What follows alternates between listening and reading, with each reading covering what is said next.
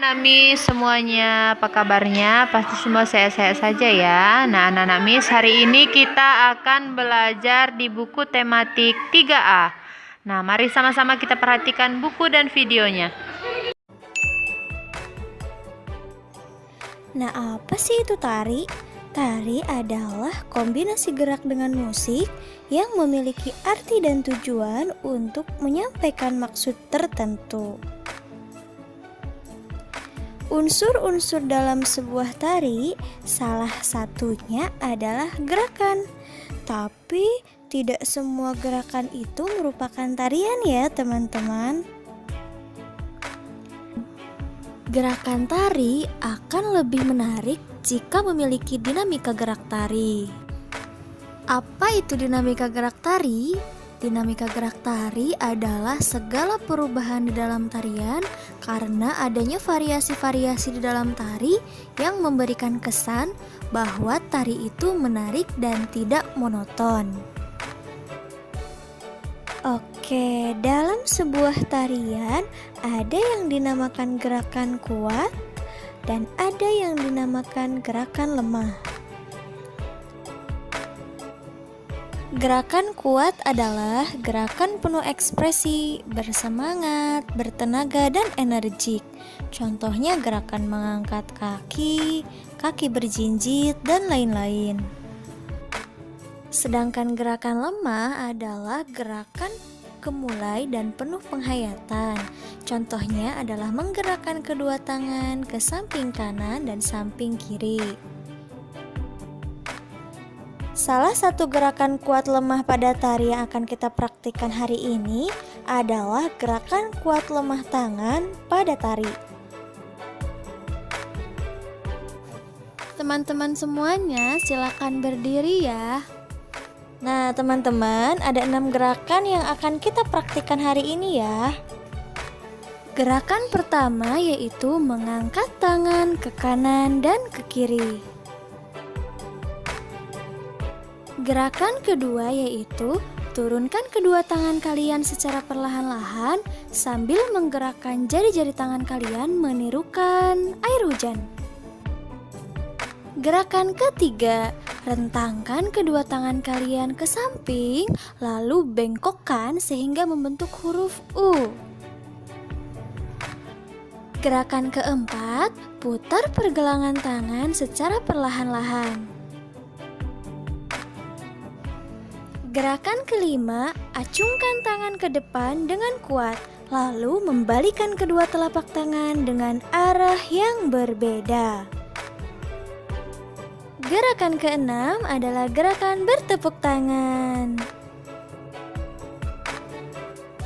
Nah teman-teman, setelah ini kita akan praktikkan 6 gerakan itu dikombinasikan dengan lagu tepuk tangan. Nah teman-teman, di sini ada yang tahu nggak ya lagu tepuk tangan itu seperti apa sih? Nah kalau belum tahu, yuk kita nyanyiin sama-sama sambil mempraktikkan 6 gerakan tadi ya. 1, 2, 3. Tangan kanan, tangan kiri mempunyai jari. Direntangkan, dibengkokkan, putar pergelangan. Acung depan dilentikan, ayo tepuk tangan, prok prok, prok prok, yeay. Sekali lagi ya. Tangan kanan, tangan kiri mempunyai jari. Direntangkan, dibengkokkan, putar pergelangan. Acung depan dilentikan, ayo tepuk tangan, yeay.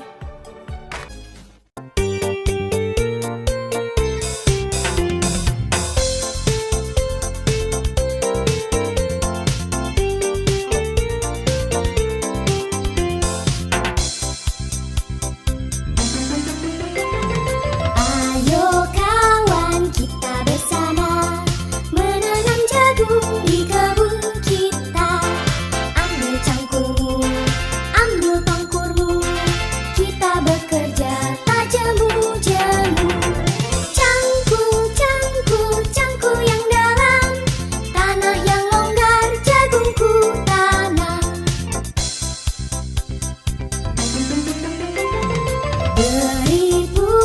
pupuk supaya subur.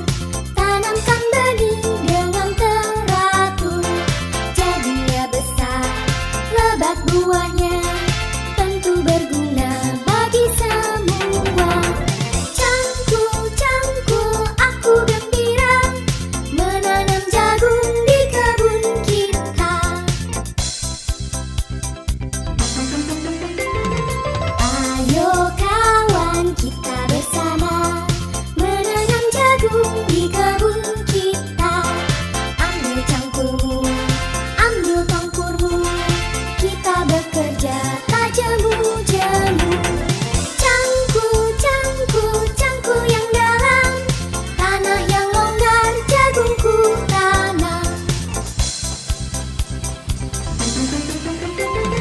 Beri pupuk supaya subur, tanamkan benih dengan teratur, jadinya besar, lebat buahnya, tentu berguna bagi semua.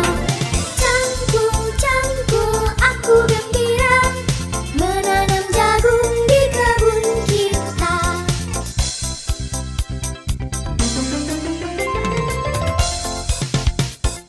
Kenapa tinggi badan dan berat badan kita berubah ya? Apakah kalian ingat saat masih bayi kira-kira kalian bisa berjalan sendiri nggak ya? Atau bisa membaca buku dengan lancar? Tentu tidak kan? Nah teman-teman, perubahan tinggi badan, berat badan, kemampuan berjalan, kemampuan membaca itu dipengaruhi oleh pertumbuhan dan perkembangan yang terjadi dalam diri kita. Nah apa itu pertumbuhan dan perkembangan? Yuk sama-sama kita simak materinya. Nah, pembahasan pertama yaitu pertumbuhan. Apa itu pertumbuhan?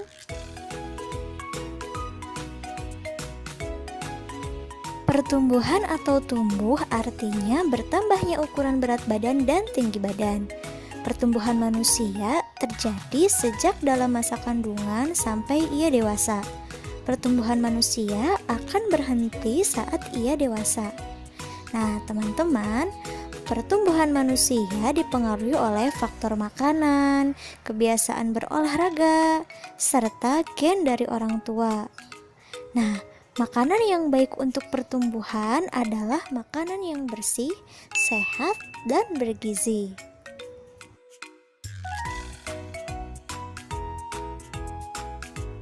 Berikut adalah macam-macam makanan sehat dan bergizi. Yang pertama, makanan pokok. Yang kedua, lauk pauk. Yang ketiga, sayur-sayuran. Yang keempat, buah-buahan.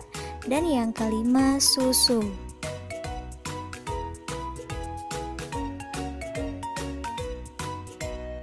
Yang pertama, makanan pokok. Makanan pokok biasanya banyak mengandung karbohidrat, contohnya nasi, kentang, jagung, roti, ubi, dan sagu. Makanan sehat yang kedua adalah lauk pauk. Lauk pauk biasanya banyak mengandung protein. Nah, protein terbagi menjadi dua. Yang pertama, protein hewani. Protein hewani adalah protein yang berasal dari hewan. Contohnya ikan, daging, telur, cumi, dan lain-lain. Selain mengandung protein, biasanya daging, ikan, cumi juga mengandung lemak. Nah, yang kedua adalah protein nabati. Protein nabati adalah protein yang berasal dari tumbuhan. Contohnya tahu, tempe, dan lain-lain. Makanan sehat yang ketiga yaitu sayur-sayuran. Sayur-sayuran biasanya banyak mengandung vitamin, contohnya kangkung, bayam, wortel, buncis, dan lain-lain. Nah, yang keempat adalah buah-buahan. Biasanya banyak mengandung vitamin. Contohnya apel, anggur, jeruk, pisang, dan lain-lain.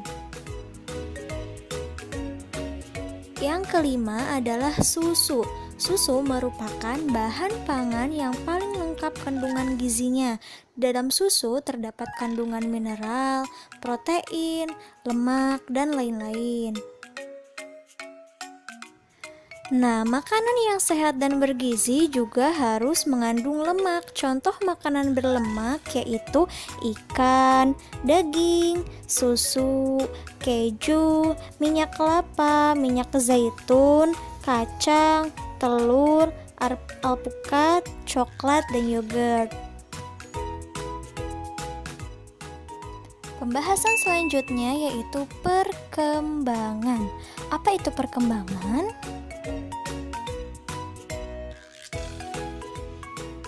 Perkembangan adalah perubahan kecakapan, kematangan fisik, emosi, dan pikiran menuju kedewasaan. Nah, teman-teman, pertumbuhan manusia akan berhenti saat ia dewasa. Namun, perkembangan emosi dan pikiran manusia akan terus berkembang.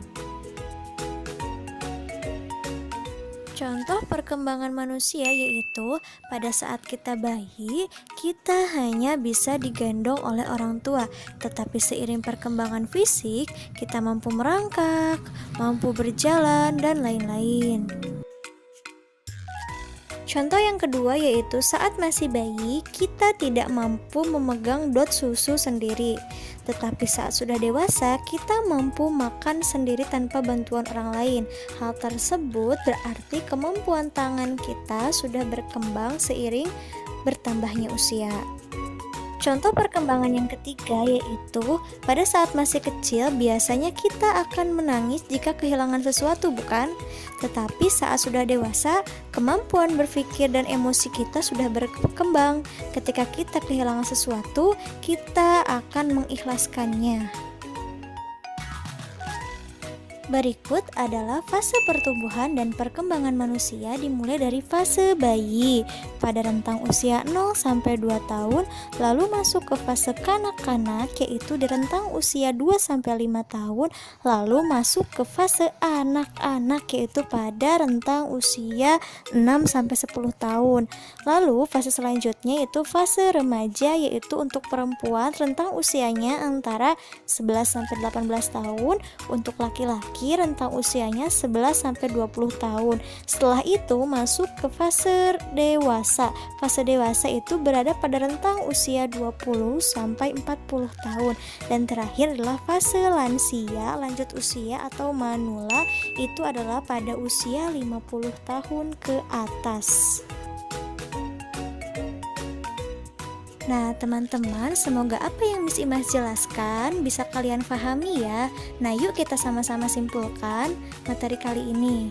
Nah, kesimpulan untuk materi kali ini yaitu pertumbuhan dan perkembangan yang terjadi dalam diri manusia itu setiap orang berbeda-beda ya, tergantung makanan dan kebiasaan olahraga serta gen atau keturunan dari orang tua. Jadi ketika kalian memiliki teman yang berbeda tingginya, berbeda berat badannya dengan kita, tidak usah saling membeda-bedakan ya. Nah, anak-anak Miss, tugasnya di halaman 62 nanti dikerjakan di buku tulis ya, Nak. Dibuat soalnya lalu dijawab pertanyaannya ya. Oke, selamat belajar dan selamat mengerjakan tugas.